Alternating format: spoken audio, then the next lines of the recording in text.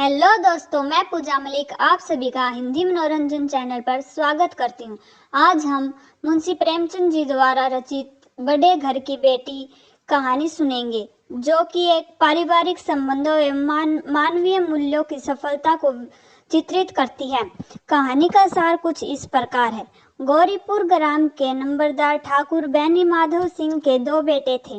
बड़े बेटे का नाम श्रीकंठ था, जो बीए पास करके शहर में नौकरी करता था। वह विवाहित था। उसने अंग्रेजी पढ़ी थी, परंतु वह अंग्रेजियत का विरोधी था।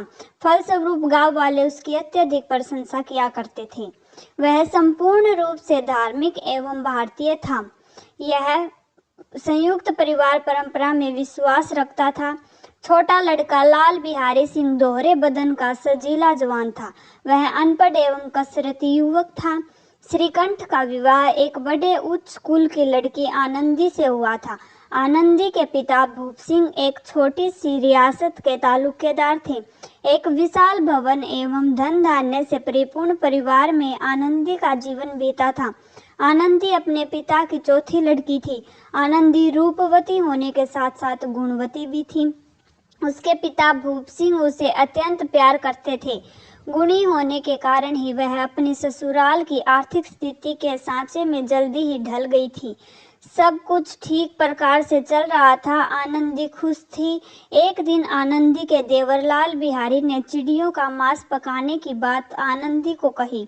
मांस पक गया, परंतु लाल बिहारी ने आनंदी को दाल में कम घी डालने की वजह से धमकाना शुरू किया। जब आनंदी ने कहा कि सारा घी तो मांस में ही पड़ गया, क्योंकि घर में घी पाव भरी था, लाल बिहारी को भाभी पर गुस्सा आ गया। आनंदी को भी क्रोध आ गया। बोली, वे होते तो आज इसका मजा चखा देते। यह सुनते लाल बिहारी आग बबूला हो गया। एक खड़ा उठाकर आनंदी की ओर जोर से फेंक कर बोला, जिसके गुमान पर फूली हुई हो उसे भी देख लूंगा और तुम्हें भी। आनंदी ने खड़ाऊ रोककर अपना सिर तो बचा लिया, परंतु उंगली पर काफी चोट आई। सबसे बड़ी चोट उसके आत्मसम्मान पर पड़ी। फलस्वरूप वह पत्ते की भांति कांपते हुए अपने कमरे में आकर खड़ी हो गई। खून का घूंट पीकर रह गई। श्रीकंठ प्रत्येक शनिवार घर आता था। वीरवार को यह घटना घटी थी। तभी से आनंदी ने कुछ नहीं खाया था। बस वह श्रीकंठ के आने की प्रतीक्षा कर रही थी। शनिवार संध्या को श्रीकंठ आया, परंतु बाहर पंचायत में व्यस्त रहा। आनंदी को अपनी बात बताने का सुअवसर ही नहीं मिला। 2-3 घंटे आनंदी ने बड़े कष्ट से काटे। एकांत मिलते ही लाल बिहारी ने आनंदी से पहले श्रीकंठ से कहा, भैया आप भाभी को समझा दीजिए कि मुंह संभाल कर बातचीत किया करे, नहीं तो एक दिन अनर्थ हो जाएगा। फिर आनंदी की बारी आई तो उसने सारी बात जो की तो बता दी। लाल बिहारी की खड़ाऊ मारने की बात ने श्रीकंठ को ताव में ला दिया। वह अपने पिता बैनी माधव के पास गया और अलग रहने की बात कही। इस पर बैनी माधव बोले, क्यों? श्रीकंठ ने कहा, मुझे भी अपनी प्रतिष्ठा का कुछ ख्याल है। आपके घर में अब अन्याय और हठ का प्रकोप हो रहा है। उसने कहा कि लाल बिहारी ने आनंदी के साथ बुरा व्यवहार किया है, जो मेरे और मेरी पत्नी के लिए असहनीय है। अतः मैं बंटवारा चाहता हूँ। मैं अब लाल बिहारी का मुंह भी नहीं देखना चाहता। ठाकुर बैनी माधव ने बड़े बेटे श्रीकंठ को शांत करने का भरसक प्रयास किया, परंतु श्रीकंठ अपनी बात पर अड़ा रहा। अपने बड़े भाई का आदर करने वाला लाल बिहारी दरवाजे की चौखट पर चुपचाप खड़ा बड़े भाई की बातें सुन रहा था।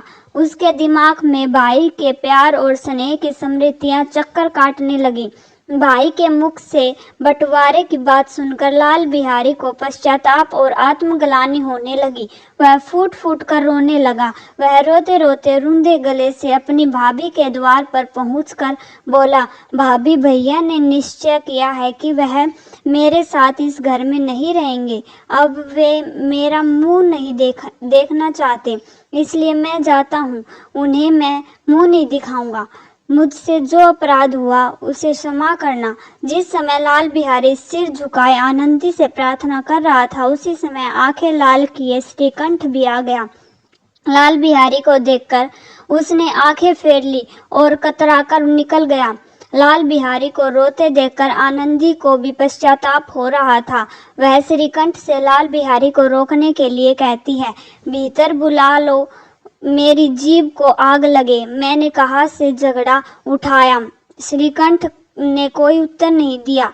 इतने में लाल बिहारी ने फिर कहा, भाभी भैया से मेरा प्रणाम कह दो, वे मेरा मुंह नहीं देखना चाहते, इसलिए मैं अपना मुंह नहीं दिखाऊंगा।